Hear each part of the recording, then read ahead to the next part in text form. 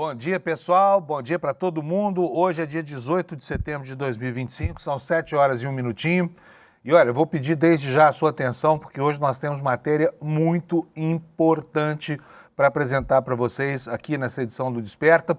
E a repercussão desse assunto, que foi um assunto levantado pelo ICL, vai tomar todo o dia e com certeza vai gerar uma grande repercussão política em Brasília, porque envolve os presidentes de dois grandes partidos da direita. Antônio Rueda, presidente do União Brasil, e Ciro Nogueira, presidente do PP. Você há de se lembrar que alguns dias atrás o ICL divulgou uma reportagem em que alguém, uma fonte cujo anonimato foi assegurado pela nossa equipe de reportagem, denunciava que Ciro Nogueira, presidente do PP, havia recebido uma sacola de dinheiro proveniente de quem? Das organizações que dão suporte, que dão sustentação ao PCC no campo econômico, esquentando dinheiro. Então, esse é o assunto e vou antecipar desde já que hoje o ICL vai abrir essa fonte. Essa fonte que alguns órgãos de divulgação reputaram como fonte anônima, como denúncia anônima, vai mostrar a cara e a gente vai mostrar daqui a pouquinho a identidade para vocês dessa pessoa que transportou esses valores que seriam destinados ao presidente do PP. A denúncia é gravíssima e é capaz de provocar um grande abalo nas bases da República Brasileira, já que Ciro Nogueira e Antônio Rueda são dois homens que hoje têm uma grande parcela do poder, né? Os dois partidos têm representação no Ministério de Lula e ambos fazem campanha contra o governo nos bastidores, campanha inclusive pela anistia, né? E ameaçam deixar o governo Lula nesse momento em que se aproximam as eleições. Então, fique atento, porque daqui a pouco nós vamos mostrar essa grande reportagem da nossa equipe, feita em conjunto com uma equipe do UOL, tá bom? Esse é o nosso grande assunto do dia de hoje, mas não será o único, porque ontem a sequência de fatos estarrecedores gerados pela Câmara dos Deputados continuou em Brasília. A Câmara não só aprovou a urgência do projeto da anistia, como ressuscitou na famosa PEC da blindagem, a PEC 3/2021, um rito que havia sido sepultado na madrugada de anteontem. Qual é o rito? É o do voto secreto para autorizar o processo de parlamentares. Ele não havia sido aprovado durante a madrugada passada, ou seja, caiu na votação de um destaque separado, mas uma manobra regimental muito suspeita e provavelmente ilegal e inconstitucional repôs essa parte do projeto que é uma parte absolutamente danosa para a moralidade do país, né? Repôs na pauta e não só repôs, como também aprovou. Então nós estamos aí com um noticiário quentíssimo hoje. Não deixe de prestar atenção ao que nós vamos mostrar para vocês hoje, tá bom? Enquanto a gente esquenta aqui o clima para o programa, a meteorologia esquenta a previsão do tempo, né? Eu vou mostrar para vocês desde já como é que vai ser o tempo no dia de hoje aqui no Brasil. Nós vamos ter de volta o calor, que é algo que parecia que tinha nos abandonado durante esse inverno todo, né? E agora está de volta aqui. Eu vou mostrar o mapa primeiro, o mapa aqui do Brasil para vocês verem onde é que estão assinalados aqui fenômenos meteorológicos de grande monta, né? Aqui na região amazônica, em todo o estado do Amazonas e mais no oeste do Pará, do Mato Grosso e em toda a extensão dos estados de Rondônia e do Acre, vai chover pesado durante o dia de hoje. Chuvas esperadas e bem-vindas para encher as cabeceiras dos rios da Calha Sul. Aos poucos a gente vai vendo essa mancha amarela aqui se deslocar aqui dos arredores da linha do Equador, onde está a calha norte do rio Amazonas, em direção ao sul do país, né? Com a chegada da primavera que vai acontecer na próxima segunda-feira. E o calorão, gente, o calorão vai estar de volta, tá? Olha, o mapa hoje, o mapa da previsão, assinala então duas áreas no país sujeitas a fenômenos meteorológicos de importância, né? Essa região em amarelo e aqui depois no litoral do estado de Santa Catarina, vindo até o Rio de Janeiro, também há aqui uma previsão de temporais durante o dia de hoje, tempestades, né? Vamos ver o que é que nos diz aqui o alerta do INEMET. Chuvas de 20 a 30 milímetros por hora ou até 50 milímetros por dia, com ventos intensos de até 60 quilômetros por hora, queda de granizo. Baixo risco de corte de energia elétrica, estragos em plantações, quedas de galhos de árvores e de alagamentos. Portanto, pessoal dessa região do país aqui, todo o estado do Espírito Santo e mais o norte do litoral fluminense, atenção, cuidado para a chuvarada que vai cair durante o dia de hoje. Eu vou agora chamar o meu amigo Alex, que está felicíssimo, porque ontem Ontem teve golaço, 2 golaços do Palmeiras sobre Los Hermanos. E ganhar no Brasil já é bom, né, Alex? Mas ganhar de Argentina é melhor ainda, né? Isso mesmo, bom dia a todos, bom dia Panunzio. Hoje eu estou muito feliz, mesmo dormindo tarde após a vitória de ontem. Ontem foi um jogo incrível, Panunzio, eu não estava acreditando no que eu estava vendo, eu acho que eu estava num sonho. E o Palmeiras ontem, Panunzio, ganha de 2-1 do River Plate. O primeiro tempo do Palmeiras foi sensacional, não teve nenhuma chance o time argentino, porém no segundo tempo o time ficou um pouco acomodado, tentando jogar com o resultado embaixo dos braços, porém no finalzinho do jogo teve um gol que contou com o desvio do Emiliano Martinez e o River Plate fez esse gol de honra. Lembrando que o Palmeiras precisa apenas de um empate semana que vem no Allianz Parque para conseguir a classificação para as semifinais. E não para por aí, Panunzio. Hoje teremos LDU e São Paulo, 7 horas da noite. E finalizando teremos Flamengo e Estudiantes lá no Maracanã para decidir quem será o semifinalista da outra parte, Panunzio. Que maravilha, hein, Alex? Quer dizer que tá felicíssimo hoje o pessoal do Palmeiras, né? Sim. Eu, para atrapalhar o clima aqui, digo assim, agora só falta o Palmeiras conquistar o Mundial. O resto tá tudo bem. Não é isso, Alex? Isso, lembrando, eu vou falar uma coisa aqui. Tem Mundial de 51, né? Isso, porém é uma opinião pessoal. Não estou espalhando fake news, é uma opinião que eu tenho, que o Palmeiras foi campeão mundial em 51, antes que todo mundo fica falando, tá espalhando fake news. Nunca, Panunzio. Mas eu estou muito feliz. Conta pra nós um pouquinho dessa história do campeonato de 50. Não havia ainda um campeonato mundial estruturado. Não havia nem FIFA ainda. Isso. Hã?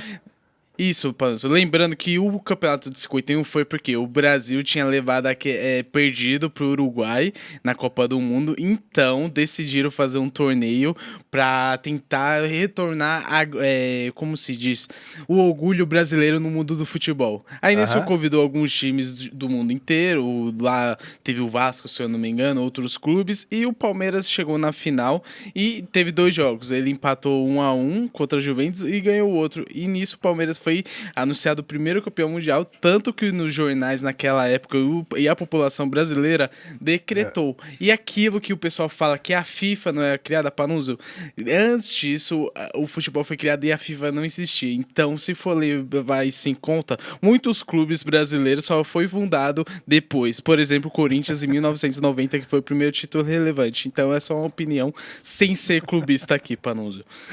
Beleza. Bom, gente, olha, não adianta. Eles vão assistir com essa história até o dia que o Palmeiras tiver um Mundial. Mas ontem o Palmeiras ganhou do River lá e na Argentina, né? Ganhou em casa.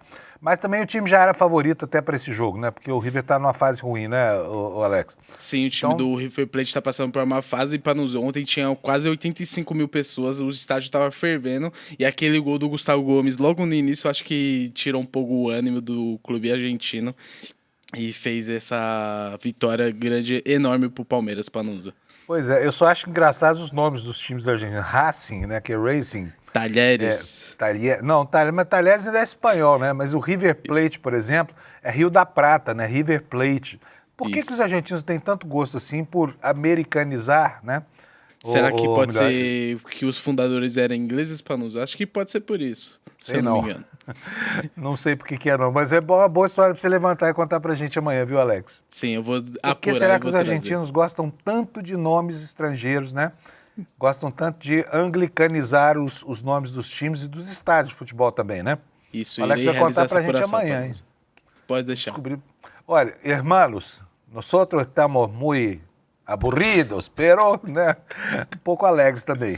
Sim, vamos nessa, Panunzio. Bom programa. Valeu, Alex. Um abraço para você. Tá, gente, eu não sou palmeirense, tá? Aliás, eu não sou nada. Eu torço pelo Uberlândia Esporte Clube, time lá da minha cidade, que é um time que só nos dá tristeza, tá? Desde sempre, tá bom? Gente, vamos lá para as notícias. Noticiário quentaço hoje aqui. Você vai adorar ler o nosso iclnoticia.com.br, porque ali tem uma notícia fresquinha para você da maior importância. Olha só, o ICL foi detratado. Disseram para a gente o seguinte, o ICL agora está dando notícia anônima lá, denúncias de grande monta anônimas, né? Atenção, porque o ICL vai mostrar a fonte, tá? A fonte da denúncia contra Ciro Nogueira, de que Ciro Nogueira havia recebido uma mala de dinheiro de gente ligada ao PCC. hoje não é mais de uma fonte anônima. O anonimato da fonte, vou explicar isso para vocês. Todo jornalista tem o dever de assegurar o sigilo da fonte. Isso é feito para que as pessoas possam, por meio da imprensa, denunciar assuntos que são de interesse público e que as colocam em risco. Pois o ICL, há cerca de 2 semanas, divulgou uma reportagem denunciando que Ciro Nogueira, esse aí mesmo que você está vendo nessa foto na nossa capa aí, tinha recebido uma sacola de dinheiro que ele, a fonte, transportou, e hoje essa fonte vai aparecer aqui no ICL. E vai aparecer aqui no Desperta, mas ela vai aparecer muito mais durante o N1, quando vai ser detalhado o esquema de Antônio Rueda e Ciro Nogueira que ele denuncia para nós, tá bom? O título da matéria é esse aí no alto da nossa home. Piloto diz que Rueda é dono de aviões operados por empresas de voo do PCC e ele, já vou dizer o nome, hein? É um piloto que transportou essa dinheirama toda, chamado Mauro Matozinho. E ele procurou a Polícia Federal. Desde novembro tem conversado com o ICL, quer dizer, faz quase um ano que nós estamos conversando com essa fonte, checando as denúncias e tudo mais. E a partir do momento em que ele resolveu formalizar a denúncia, o ICL publicou a primeira reportagem denunciando o esquema de Ciro Nogueira, que, segundo ele, tem uma imbricação com dinheiro sujo do PCC, né, daqueles 2 próceres do PCC aqui em São Paulo. Vocês vão me desculpar hoje, eu amanheci resfriado, então pode ser que eu tenha que tossir aqui. Desculpa aí. Não quero atrapalhar você com o meu mal-estar temporário aqui. Mas vamos lá, retornando aqui à matéria, quero desde já mostrar para vocês, olha, 2 manchetes correlatas aqui. Piloto que diz que Rueda, quem é Rueda? Rueda é o presidente do União Brasil. Ele seria o dono de uma das empresas operadas por voos do PCC. Uma empresa do interior de São Paulo, uma empresa de táxi aéreo chamada TAP, Táxi Aéreo Piracicaba, não confundir com a TAP, que é a Companhia Aérea de Portugal, tá bom? É outra empresa. E essa empresa teve vários aviões comprados, segundo o denunciante, com dinheiro escuso de Antônio Rueda, tá? Empresa que servia aos próceres do PCC, aos lavadores de dinheiro do PCC, tá bom? E essa fonte se chama Mauro Matozinho. Atenção, pessoal da imprensa aí que disse que o ICL estava dando notícia anônima, né, distorcendo fatos, dizendo que efetivamente que o ICL agora tinha virado uma fábrica de fofocas. Atenção, gente, antes de detratar, aguardem, porque aqui a apuração é uma coisa que se leva muito a sério, tá? E agora a fonte permitiu a divulgação não só do seu nome e da sua identidade, mas ela detalha numa entrevista longa que vai ser apresentada daqui a pouco no N1, como é que foi essa operação. E eu vou mostrar para vocês aqui alguns trechos dessa entrevista daqui a pouco, tá bom? Vamos para outros destaques aqui. Olha só, anistia lá na Câmara Federal. Essa vergonha feita aí para trazer de volta à cena política essa figura, né, que tão mal representa a seara da política no Brasil, que é o Bolsonaro, né? A Câmara aprovou um projeto de urgência para votação da anistia. A aprovação desse projeto não é a aprovação da anistia em si, mas ela apressa o passo da tramitação porque dispensa a apreciação por comissões, né, por uma comissão temática, pelas comissões todas pelas quais qualquer projeto de lei passaria. Então foi aprovado com 311 votos, são 3 votos apenas a mais do que o necessário, houve um esforço de mobilização, né, dessa base aqui, mas eles demonstraram com essa votação, que é um ensaio da votação do mérito do processo de anistia, que tem os votos, tá? Agora, o Hugo Mota ainda não estabeleceu quando isso vai ser votado, mas como ele já cedeu a tudo, né, o Hugo Mota, que é o pior presidente do Congresso desde Severino Cavalcante, ele com certeza vai colocar isso aqui para votar logo, né? E isso já gerou reações lá no Senado, né? Com o presidente da CCJ dizendo que não vai permitir a aprovação de um projeto como esse, da PEC da blindagem, nem da anistia, e o Davi Alcolumbre fazendo um baita desabafo ontem, que a gente vai ver daqui a pouco, tá bom? Olha só, reflexos da PEC da blindagem, ou PEC da bandidagem, como queira, tá? Por essa PEC que foi aprovada pela Câmara, né, com um malabarismo regimental aqui, parlamentares, aqui segundo essa manchete no site do ICL, vão poder matar, roubar não é uma coisa assim que eles desconheçam completamente, né?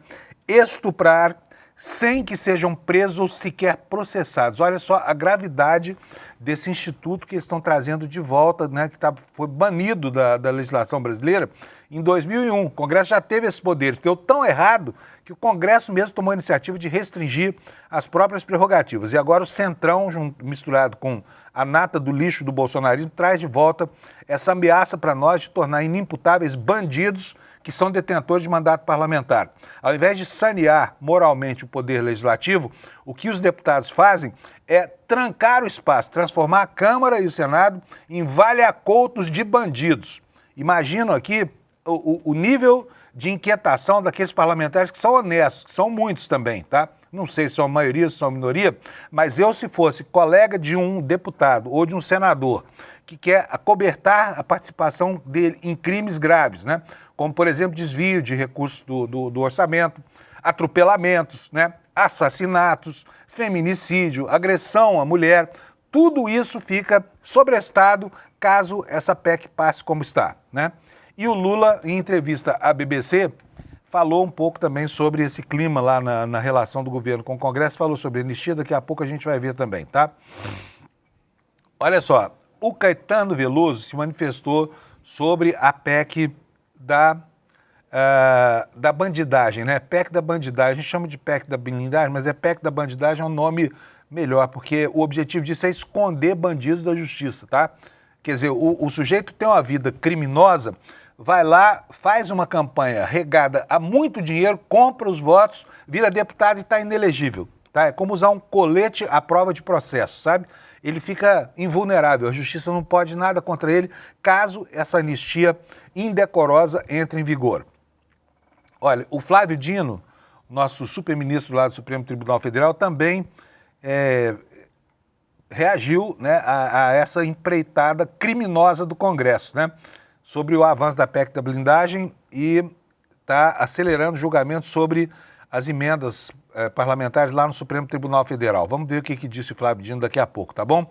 E o Copom, né, nessa quarta-feira, definiu mais uma vez, apesar dos sinais de deflação apontados pelo IPCA, que é o principal índice que mede a inflação do Brasil, vai manter os banqueiros bem gordinhos, bem nutridos com essa Selic pornográfica de 15% ao ano, que coloca o Brasil no patamar daqueles países que têm uma economia sofrível, né? E que precisam de juros desse tamanho para atrair trouxas que vão perder dinheiro. Não é o caso do Brasil, que desde o governo Fernando Henrique Cardoso nunca deixou de cumprir um compromisso financeiro sequer, nenhum, tá? Deixou de cumprir pagamentos precatórios do governo Bolsonaro. Mas isso aí é outra história. Então são esses aqui os destaques do dia de hoje. E você não perde por esperar a divulgação dessa entrevista do piloto que denuncia Ciro Nogueira e Antônio Rueda como beneficiários de esquemas criminosos que envolvem inclusive o PCC, por meio dessa empresa de táxi aéreo chamada TAP, tá? Bom, gente, vamos começar? Vamos começar. Ontem teve uma super operação, uma mega operação policial, desbarataram uma quadrilha que estava brigada lá na Agência Nacional de Mineração, a começar pelo presidente dessa espelunca, né? O esquema que foi identificado pela Polícia Federal fazia o quê? Dava a concessão de alvarás de lavre de pesquisa para empresas que pagassem suborno a uma malha de funcionários corruptos da agência e do próprio governo, tá? E o saldo dessa operação é bilionário, cerca de 18 bilhões só em mineração de produtos de minério de ferro em Minas Gerais. E a população de Belo Horizonte vai se lembrar bem de como é triste se você ter uma agência corrompida, porque a Serra do Curral, que é um patrimônio da cidade, né, a Serra do Curral, que desenha o horizonte da cidade, da capital de Minas Gerais, ela conseguiu uma autorização para destruir a Serra do Curral. E a população lá ficou muito revoltada. Ninguém entendeu como uma área de preservação como aquela, de repente, é concedida a uma mineradora. Agora está explicado, tá? A Agência Nacional de Mineração, ela facilitava as coisas para quem pagava propina a ela. E aí vamos ver aqui como é que eram as conexões políticas dessa gente. Matéria aqui na capa do ICL Notícias, olha, preso na Operação Rejeito da PF teve apoio de quem? Aí começa, né, o mesmo de sempre. Nicolas Ferreira e Jair Bolsonaro. Um dos principais elementos desse esquema criminoso foi apoiado desbragadamente, está ele aqui na foto, né? Olha, junto com Nicolas Ferreira e junto com Bolsonaro. Vou ler para vocês e vou colocar um videozinho também, para que vocês tenham uma ideia de como é que esses lobbies aí se infiltraram nos esquemas de governo do ex-presidente Bolsonaro, tá? Um dos 21 presos preventivamente pela PF na manhã de ontem, durante a Operação Rejeito, é um aliado próximo do PL, né, o partido da quadrilha golpista, e de expoentes da legenda como o ex-presidente Jair Bolsonaro e o deputado federal Nicolas Ferreira. O geógrafo Gilberto Henrique Horta de Carvalho, 38 anos. Ele foi candidato na última eleição do CREA, que é o Conselho Regional de Engenharia e Arquitetura lá de Minas Gerais. Isso aconteceu em 2023 e naquela oportunidade foi apoiado por quem? Por Jair Messias Bolsonaro, por Nicolas Ferreira e outros políticos vinculados, né, ao campo reacionário da política brasileira, entre eles os deputados federais. Adivinha? Vou te dar um Fusca 68, 0 km, sem adivinhar os nomes que eu vou citar aqui. Vamos lá. Eduardo Bolsonaro, Marcos Feliciano, Magno Malta, lá do Espírito Santo, senador, Cleitinho Azevedo, aquele senador lá de Minas Gerais também, e o general Braga Neto. Todos gravaram vídeos de apoio publicados no Instagram de Gilberto, né?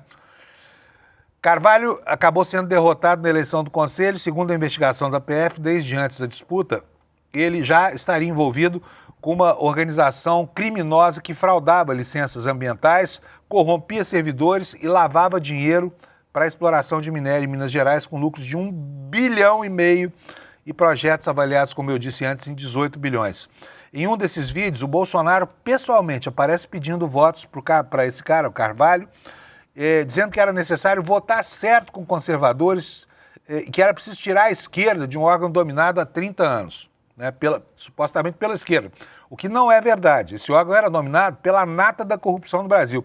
Sempre foi. Sempre foi. Desde tempos imemoriais do governo Sarney, eu me lembro de denúncias vinculadas ao cadastro de autorizações, de concessões de lavra dos órgãos que gerenciavam esse assunto no Brasil.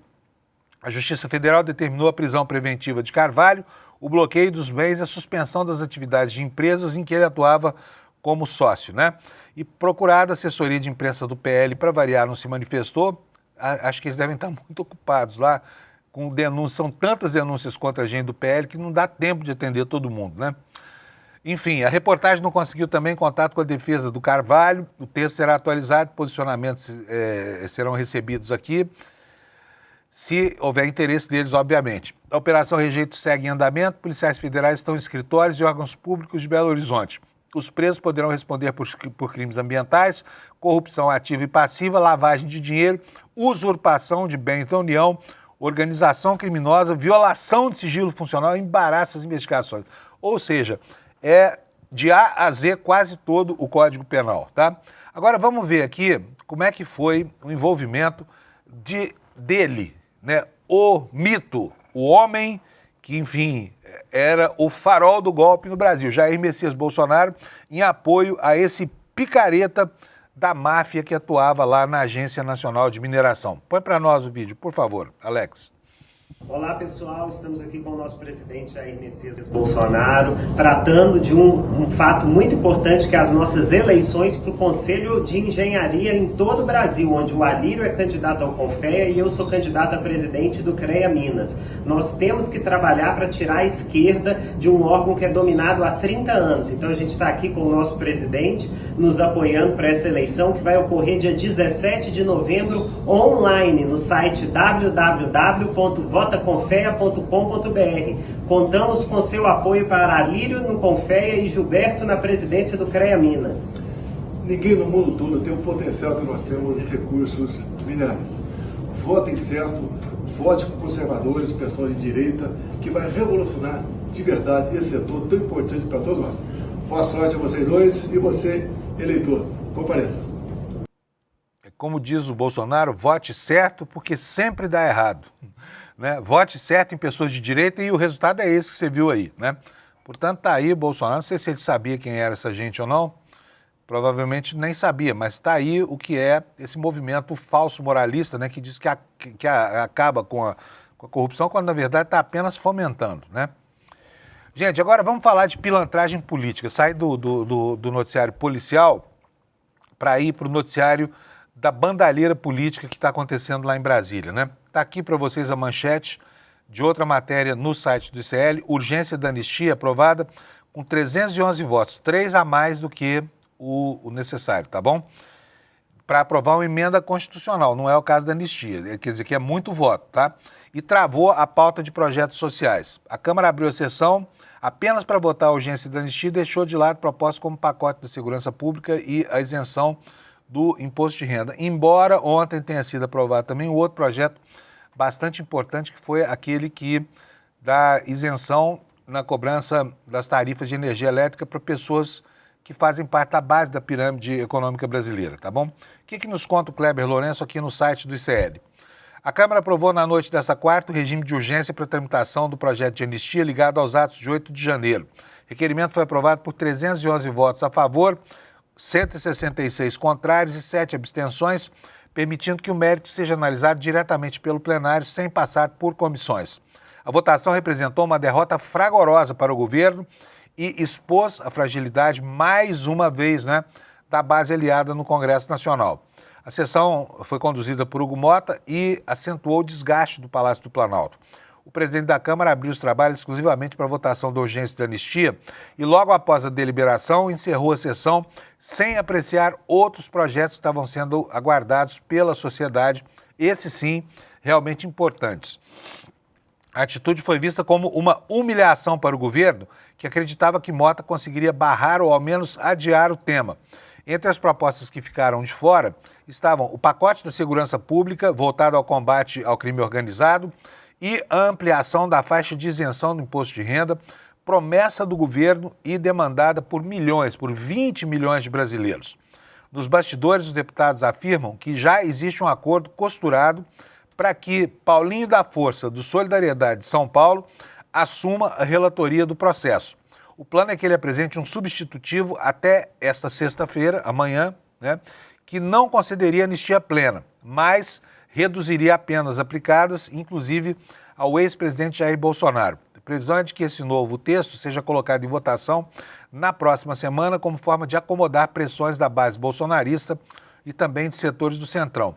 O texto que serviu de referência para a votação da urgência é de autoria de quem? De um sujeito que terminou o mandato preso na Prefeitura do Rio, Marcelo Crivella, do Republicanos. A proposta concede anistia ampla a participantes de manifestações políticas desde 30 de outubro de 2022, abrangendo tanto atos pacíficos quanto violentos que culminaram em depredações.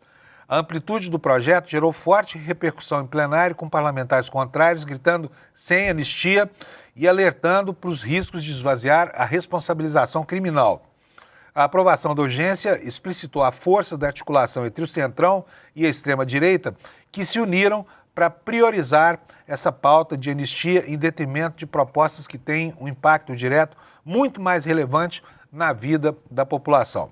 Enquanto se acelera a discussão para aliviar a situação dos envolvidos nos atos golpistas, medidas voltadas, por exemplo, à segurança pública, como se o Brasil não tivesse nenhum problema, né, na segurança pública para resolver, e também a justiça fiscal, que é o caso do projeto que isenta de imposto de renda quem ganha até 5 mil por mês, permanecem lá paradonas, ampliando a percepção de isolamento do governo no Congresso, né?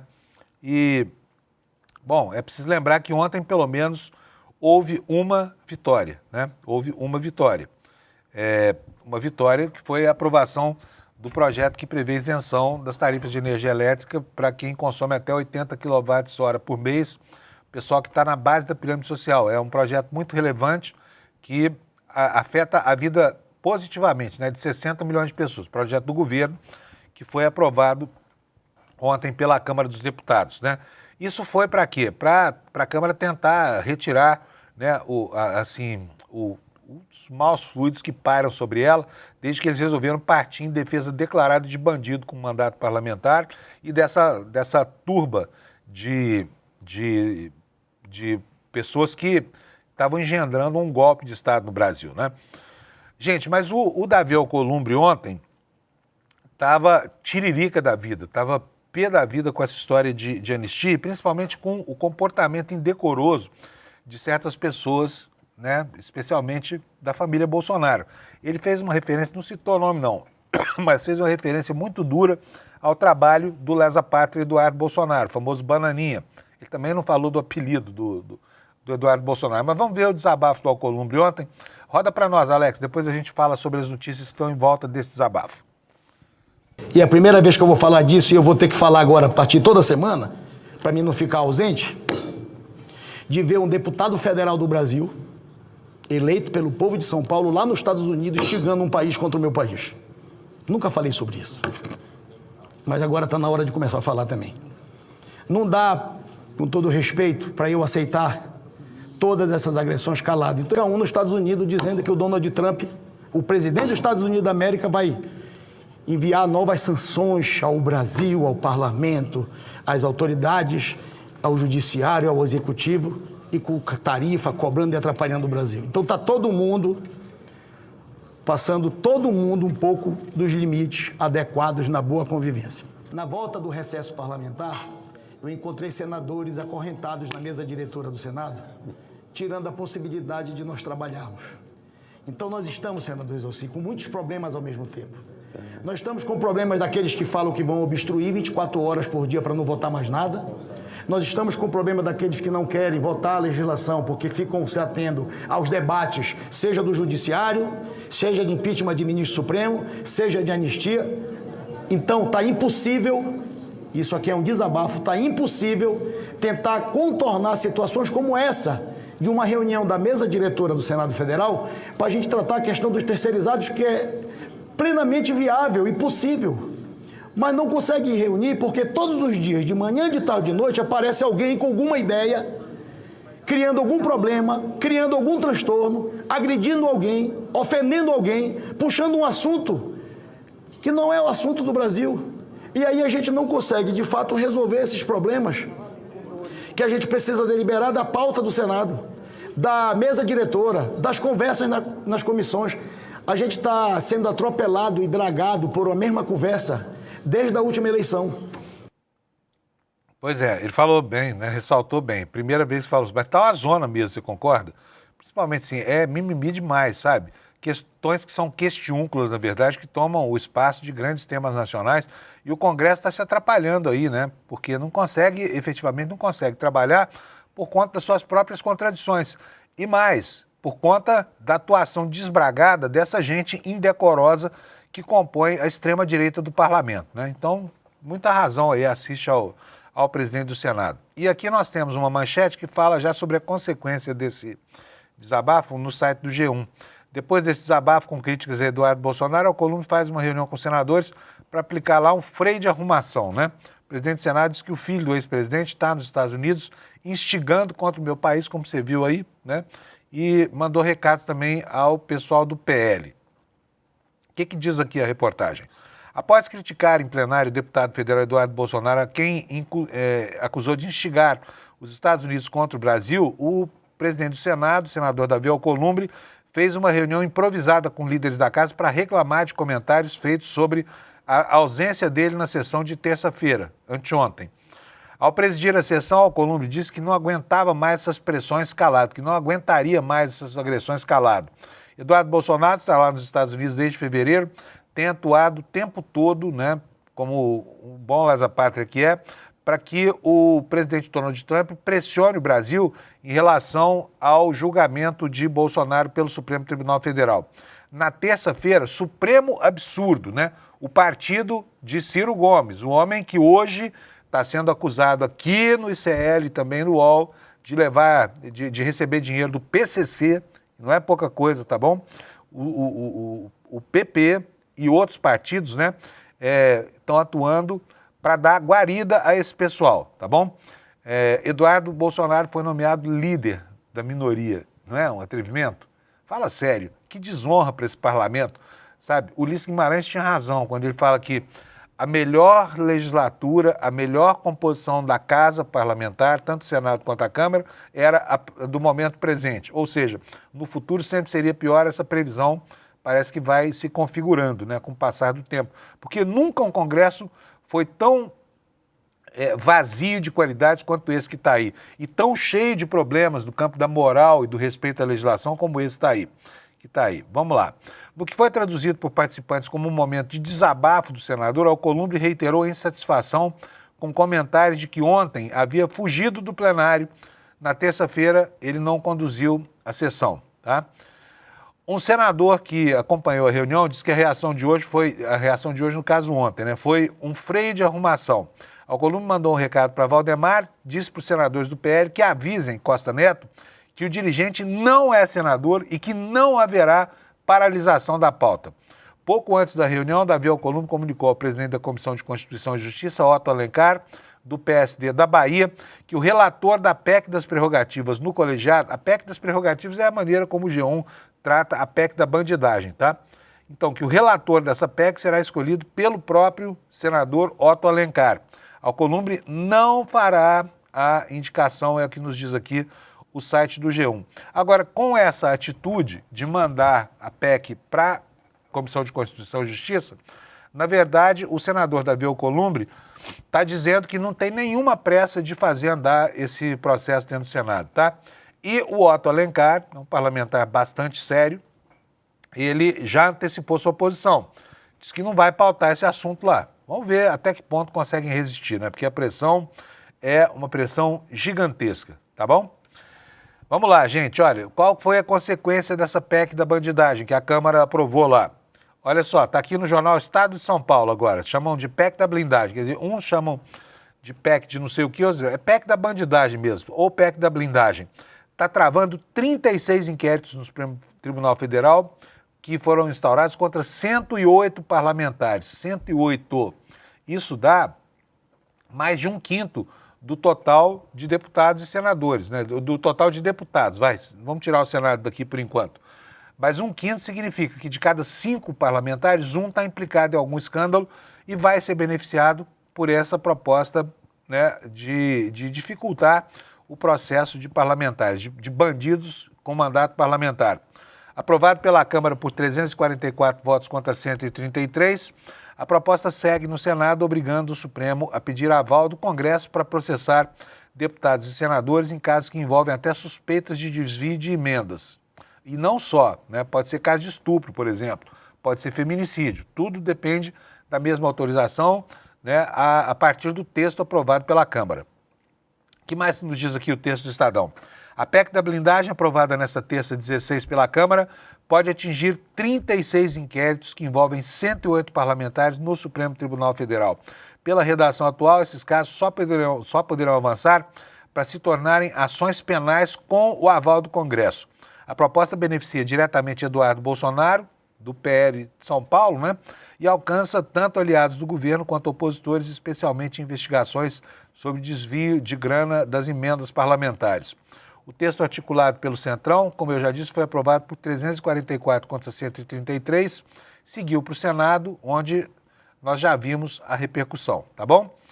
Olha, gente, agora vamos falar sobre a última molecagem e, em seguida, eu vou mostrar para vocês as declarações do piloto que depôs publicamente a reportagem do ICL do UOL, desarmando, detonando, desfiando um esquema de aplicação de recursos que ninguém sabe como chegaram até uma empresa pródiga do interior do estado de São Paulo, que é proprietária de aviões a jato, onde voavam os próceres do PCC, tá bom? Mas antes disso, vamos falar sobre a última molecagem da Câmara dos Deputados. Eles não param, né? Eles não param de inventar coisas lá. Olha aí a manchete do Brasil de Fato. Câmara restabelece voto secreto da PEC da blindagem. O presidente da Câmara permitiu que o tema fosse apreciado novamente, depois de ter sido derrotado na madrugada anterior, porque não houve votos suficientes para aprovar o voto secreto num destaque por votação, para votação em separado.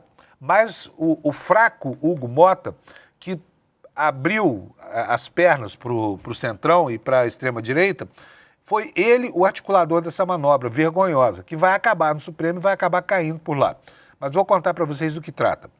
A Câmara dos Deputados restabeleceu nesta quarta-feira o voto secreto para autorizar a abertura de processos criminais contra deputados e senadores na proposta de emenda à Constituição 3 de 2021, apelidada de PEC da blindagem ou PEC da bandidagem.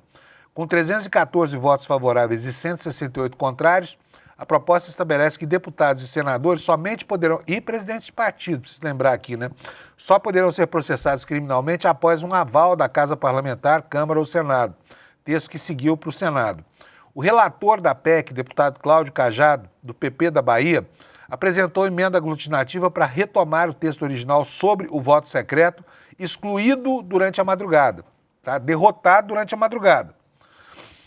O que disse o Cláudio Cajado? Nós não temos dúvida alguma que a votação de ontem não espelhou o amplo posicionamento do plenário da Casa. A votação transcorreu após a meia-noite. Muitos deputados, inclusive, me procuraram dizendo que estavam dormindo, que dormiram, inclusive, de forma inesperada, justificou o relator. Após a aprovação do texto base da PEC em primeiro e segundo turnos, o plenário aprovou o destaque que excluiu o voto secreto. O plenário rejeitou o destaque, né? Que excluiu o voto secreto para autorização de ações penais e de prisões em flagrante por crime inafiançável contra deputados e senadores. Ao todo, 296 deputados haviam votado a favor do voto secreto, só que esse número 296 é 12 votos, representa 12 votos a menos do que o necessário para aprovar uma emenda constitucional, para a qual são necessários 308 votos. Líderes do Novo, do PSOL, do PT e do PSB criticaram essa decisão de reincluir a possibilidade de voto secreto na PEC que a Constituição não permite. A Constituição não permite votar duas vezes a mesma coisa. Perdeu de madrugada, vota na hora do lanche? Não pode. A Constituição não prevê. Na mesma sessão legislativa, não. Por sessão legislativa, entenda-se no mesmo ano, tá? Não dá para ser votado um destaque. O destaque ser derrotado, ser votado novamente. Isso é o que está acontecendo.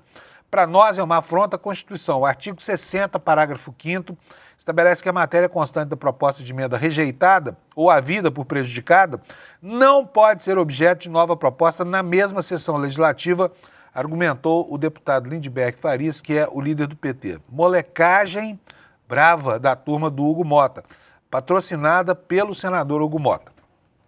Bom, você já sabe que o assunto de hoje é a denúncia bombástica contra o presidente do PP e o presidente do União Brasil.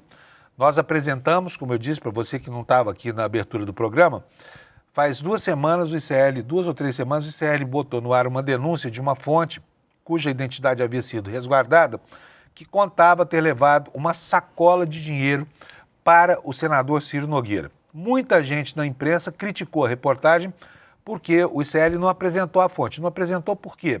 Porque a fonte pediu sigilo para fazer a denúncia. Só que essa fonte já havia dito a mesma coisa à Polícia Federal. E agora, senhores e senhoras, a fonte mostra o seu rosto aqui no ICL, tá? Eu vou começar aqui pela leitura da reportagem, para que vocês possam ter uma ideia de quem é a fonte e qual a importância desse material.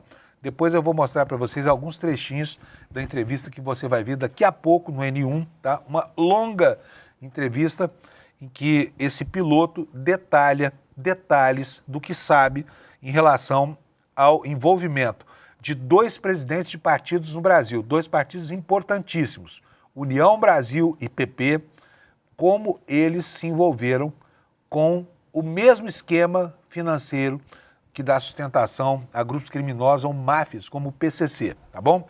Então, começando por essa manchete aqui, piloto diz que Rueda é dono de aviões operados por empresas de voos do PCC. Rueda é Antônio Rueda, presidente do União Brasil. Segundo o piloto, o presidente do União Brasil era citado pelo dono e por funcionários de uma empresa chamada TAP, Táxi Aéreo de Piracicaba, como o líder de um grupo que financiou clandestinamente a compra de aeronaves particulares. Não estamos falando de teco-teco não, tá? São jatos que podem custar quase 14 milhões de reais. Vamos lá, quem fez a matéria? Leandro Demore, César Calejão, Flávio VM Costa e a Alice Maciel do ICL Notícias. E pelo UOL, Tiago Erdi, que é colunista do UOL. Então, a matéria está aqui no ICL, está lá no UOL também.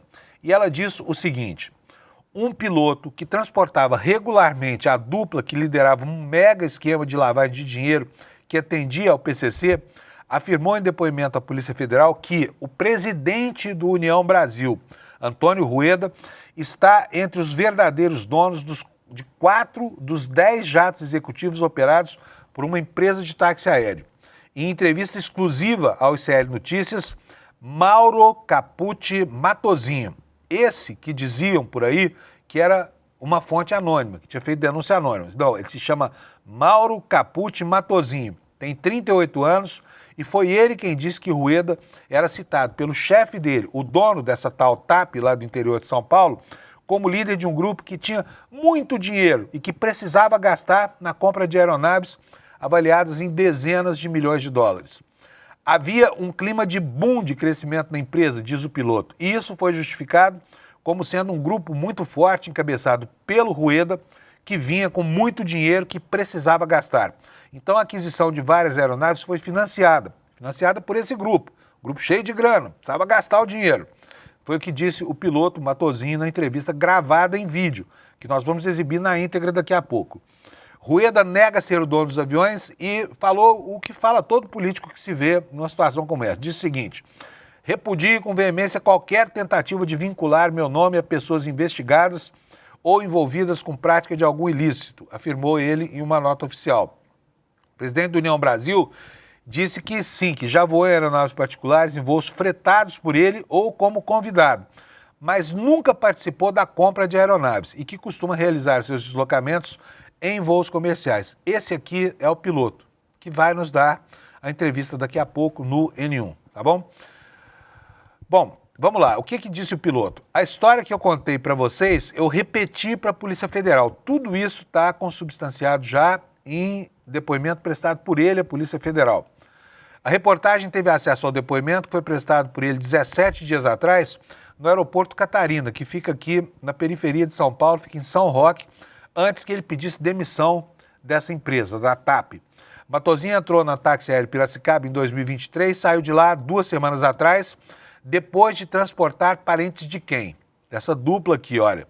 Mohamed Hussein Murad, o primo, né? Um dos cabeças da lavagem de dinheiro do PCC, e Roberto Augusto Leme da Silva, que é o Beto Louco, tá? Ambos foragidos da Justiça. O depoimento do piloto à Polícia Federal aconteceu na volta do voo do Uruguai com a família de Beto Louco. Havia suspeita de que ele pudesse estar no voo.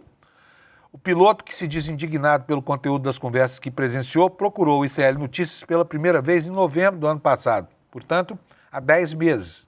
O ICL Notícias e o UOL apuraram que 2 aeronaves atribuídas por Matosinho a Rueda pertencem a fundos de investimento que têm apenas um controlador, cujo nome não é divulgado. Ou seja, né, tá lá guardado sob 7 chaves. Para que serve esse sigilo? Uma terceira aeronave está em nome de uma empresa registrada na periferia de Imperatriz. Olha só que lá tem um problema. A única sócia dessa empresa foi procurada e diz que desconhece essa firma. Não sei do que se trata. Na entrevista em vídeo, Mauro Matosinho, o piloto, reafirmou ter transportado em voo uma sacola de papelão que aparentava conter dinheiro vivo na mesma data em que Beto Louco, né, o homem forte lá, cabeça do PCC, mencionou a outros passageiros que teriam um encontro com quem? Ciro Nogueira, presidente do PP, né, defensor dos fortes e opressores, o Ciro Nogueira, conforme revelou o ICL Notícias no dia 1º deste mês. O senador nega ter tido proximidade de qualquer espécie com Beto Louco e nega também ter recebido qualquer valor. Óbvio que não ia dizer que não ia confirmar, né? Ciro ingressou com processo contra o ICL Notícias pedindo pagamento de indenização por danos morais. E aqui tem a resposta do ICL sobre essa afronta. O senador tem direito de buscar a justiça em uma sociedade em pleno Estado de Direito, Estado democrático de direito. Não o teria se fosse uma ditadura, nem armada e nem da toga. O ICL não se intimida com tentativas de assédio judicial e reafirma a qualidade das suas práticas jornalistas, reagiu Leandro Demore, que é diretor de jornalismo do ICL Notícias. Esse piloto trabalhou de novembro de 2023 até o começo do mês passado na empresa Táxi Aéreo Piracicaba, né, conhecido pela sigla TAP. É a mesma sigla da empresa aérea de Portugal, não confundir uma coisa com a outra, tá bom? Ele começou atuando como piloto de voos do Primo e depois passou a atender Beto Louco, ambos foragidos da justiça. A TAP é administrada pelo empresário Epaminondas Xenu Madeira. O ICL Notícias teve acesso a conversas de WhatsApp entre Matrozinho e Epaminondas, em que o dono dessa empresa de táxi aéreo cita Beto e Morra, referindo-se a Beto Louco e a Mohamed, que é o primo do PCC, né? Vamos lá então, olha. O que diz aqui o print? Ó, irmão, me lembra semana que vem, por favor. Irmão, tá foda a situação do Beto e do Moa, velho. Estou voltando, vamos trocar uma ideia para nós alinhar. Aqui tá, tô lendo para vocês como tá escrito, tá? Mas os caras lá tão foda. Mas tô carregando nas costas sozinho. Mas aí, depois não conversa, só para alinhar isso. Forte abraço. Entendeu? E aí, prossegue aqui a conversa. Mas tá aqui a referência, tá? Ao Moa e ao Beto Louco. Ao Primo e ao Beto Louco. Tá? Bem aqui, olha, para você, ó. Então, nós estamos tratando aqui exatamente de próceres do esquema de lavagem de dinheiro do PCC. Agora, eu vou mostrar para vocês 2 trechos da entrevista que você vai assistir na íntegra daqui a pouco no N1. O primeiro desses trechos detalha como seria a participação do presidente do União Brasil nesse esquema criminoso de lavagem de dinheiro por meio dessa empresa TAP, que era a transportadora dos cabeças do PCC. Roda para nós, Alex, por favor.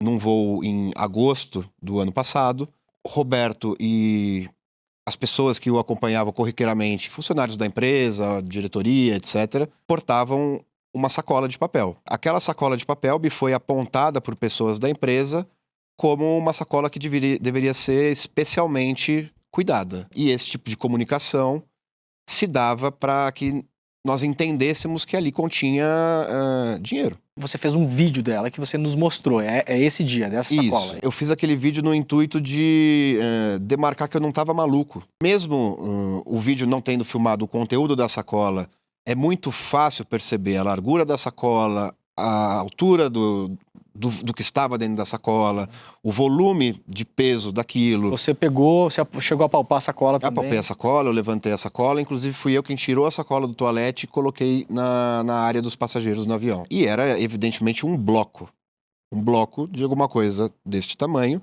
por este tamanho. Nesse voo específico, quem estavam era o Roberto Leme e funcionários da empresa que estavam frequentemente voando conosco. No momento do desembarque em Brasília, eu ouvi o Roberto Leme dizendo que, na verdade, perguntando se estava tudo certo com o Ciro, se o Ciro já estava os aguardando. A forma que ele se referiu foi o senador Ciro. Entendi que se tratava do único senador de nome Ciro. Eles, evidentemente, estavam programando um encontro com o senador Ciro e, no momento de retorno, é comum o motorista avisar a equipe de coordenação de voo da Táxi Aéreo Piracicaba que os passageiros estão a caminho. E quando eu recebi essa informação, me foi dito que eles estão saindo do Senado agora. Essa sacola que você se refere, o que aconteceu com ela quando as pessoas saíram do avião? Um dos funcionários pegou a sacola em mãos e entregou para o Roberto. Essa sacola de dinheiro seria entregue para o Ciro Nogueira. Pois é, vocês viram informação importantíssima. Eu falei aqui, Ciro Gomes, aqui, errei. É difícil, né? Tem que corrigir essa informação e preciso corrigir uma outra. Então não é Ciro Gomes, tem nada a ver com Ciro Gomes. Ciro Nogueira, presidente do PP, tá? Foi um lápis aqui meu. A segunda questão é que esse trecho que você viu aí diz respeito à entrega desse pacote de dinheiro para o presidente do PP. Agora vamos ver um outro trecho em que ele fala da relação de Rueda com essa companhia que servia ao tráfico e ao crime organizado, né, e aos cabeças do PCC, aos grandes lavadores de dinheiro do PCC. Roda para nós, por favor, Alex. O Antônio Rueda é uma pessoa que já fazia negócios com a Táxi Aéreo Piracicaba desde quando eu cheguei lá como funcionário, aproximadamente 2 anos atrás. Ele já era um nome que circulava como um sócio em uma aeronave de pequeno porte, uma aeronave até das mais modestas. Sempre que a gente fala em sócio, uma das pessoas que aportou dinheiro para a aquisição de uma aeronave. Inclusive é muito comum que se crie uma empresa que não seja diretamente ligada ao nome de uma pessoa que não queira ter o seu nome atrelado àquela aeronave. O que é comum na aviação executiva, porque são pessoas que sempre prezam por privacidade. Então havia constantes conversas nos corredores da empresa, nos escritórios, a respeito daquela aeronave do Rueda, que em geral se referiam como aeronave do Ruedinha, como um assunto da empresa. Precisa contratar piloto, precisa mandar para treinamento, precisa providenciar uma garagem, enfim, coisas relacionadas à operação de uma aeronave. Nos últimos 6 meses, houve a aquisição de uma série de aeronaves a serem agregadas na frota da Táxi Aéreo Piracicaba. O meu chefe direto dizia, vai chegar um Gulfstream G200, um modelo de aeronave. Então havia um estímulo aos pilotos de que aquilo seria bacana para a empresa, bacana para a progressão de carreira de todo mundo. Essa aeronave G200, ela era celebrada pelos funcionários. A movimentação que me pareceu muito estranha foi a chegada de 4 aeronaves e não apenas aquele G200. Foi descrita a compra de uma aeronave Gulfstream de série 500, uma aeronave que cruza o Atlântico, que não precisa fazer escala para ir para os Estados Unidos ou para a Europa. A Lamborghini das aeronaves a jato. Essa aeronave ela estaria sendo testada pelo Ruedinha no momento de um voo de experiência, no qual ele foi para a Grécia, e isso se deu no mês passado. A aquisição estava sendo feita no momento em que essa operação da polícia acontece, mas ela estava no processo de ser adquirida quando eu me desliguei da empresa. A gente está falando de 5 aeronaves. A primeira, mais ou menos quantos milhões de dólares? A primeira, o jato mais leve, por volta de 3 milhões de dólares. A outra? Que foi já um jato que é considerado um jato mid-size, de categoria mid-size, uma aeronave de uns 8 ou 9 milhões de dólares. A terceira? Foi um Citation Excel, um jato de 5 ou 6 milhões de dólares. A quarta? Um Citation Jet, CJ, por volta de 4 milhões de dólares. E a quinta, que você não sabe se de fato a compra foi efetivada? Foi uma aeronave Gulfstream de série 500, que é aeronaves que vão partir de 10 milhões de dólares. E isso foi justificado como sendo um grupo muito forte, encabeçado pelo Rueda, que vinha com muito dinheiro que precisava gastar. Há um projeto, que eu não sei se foi concretizado ou não, da aquisição de um hangar no Aeroporto Internacional de Brasília. Um hangar para a Táxi Aéreo Piracicaba. Exatamente. A Táxi Aéreo Piracicaba é baseada no Campo de Marte, no momento. Perfeito. E a intenção seria criar uma nova base em Brasília. Quero só lembrar para você que no fim dos anos 80, começo dos anos 90, foi o motorista Heriberto Freire de França quem detonou o esquema de corrupção do governo Collor. Muito provavelmente, esse depoimento importantíssimo desse piloto Matosinho vai causar um enorme abalo na República, porque envolve os presidentes de 2 grandes partidos políticos de direita, União Brasil e o PP, do Ciro Nogueira e do Ruedinha, né? Olha com que intimidade ele é tratado, Ruedinha. Ruedinha que já disse, não, eu ando de avião, mas é só como convidado ou de vez em quando tento fretado, tá? Vamos ver agora o que vão explicar sobre essa relação intrincada. E sabe, parafraseando aqui o saudoso ministro Teori Zavascki, onde você acha uma pena nesses rolos aí e puxa, sai uma galinha. É o que nós esperamos que aconteça com isso, tá? Gente, acabou meu tempo aqui, eu não posso nem mais falar, não dá tempo para dizer que o Copom manteve a Selic em 15%, né? Apesar da deflação no último mês, aí, do IPCA do último mês, o Copom resolveu manter o fluxo de dinheiro para encher o rabo dos banqueiros de grana, tá? Sem ter que fazer nada. Dinheiro vagabundo. Você compra papéis do governo e eles pagam 15% ao ano para não fazer absolutamente nada, tá? Mas isso vai ser tratado no N1 daqui a pouco, assim como essa matéria bombástica sobre esse escândalo dessas relações de chefes de partido brasileiros com o crime organizado, com o PCC, tá bom? E olha, vem aí a 2ª edição da revista Liberta, tá? Está aqui no site para você assinar, revistaliberta.com.br, abordando a crise diplomática nos Estados Unidos e muitos outros assuntos para você, tá bom? Não deixe de ler a revista Liberta do ICL e bom dia para você, boa quinta-feira e a gente se encontra aqui amanhã, sexta, para fechar a semana. Tchau, obrigado pela sua audiência. Até amanhã.